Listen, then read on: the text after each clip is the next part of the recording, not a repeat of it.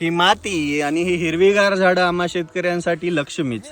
आम्ही यांची रोज पूजा करत आलो आहोत. रोज शेतामध्ये राबून अख्ख्या जगाची भूक भागवणारा शेतकरी आज दुर्लक्षित आहे.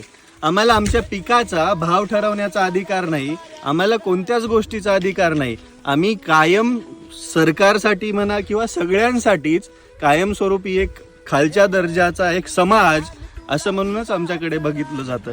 पण एक गोष्ट लक्षात घ्या, ज्या दिवशी शेतकरी काम करणं थांबवेल, आम्हाला खूप आसमानी संकट येतात, आमच्यावरती सतत संकटांचं वादळ घोंगावत असतं. त्या परिस्थितीमधून अख्ख्या जगाची भूक भागवतो तो शेतकरी. पण ज्या वेळेस हा शेतकरी काम करायचं थांबवेल, त्या दिवशी जगाचं काय होईल हो? तुम्हाला सगळ्या गोष्टी लाडक्या झाल्या, पण शेतकरी अजूनपर्यंत लाडका का नाही झाला? आम्हाला योजना घ्यायची म्हटलं तर 12 महिने वेट करावा लागतो सबसिडीसाठी. मग शेतकऱ्याने भांडवल तरी कुठून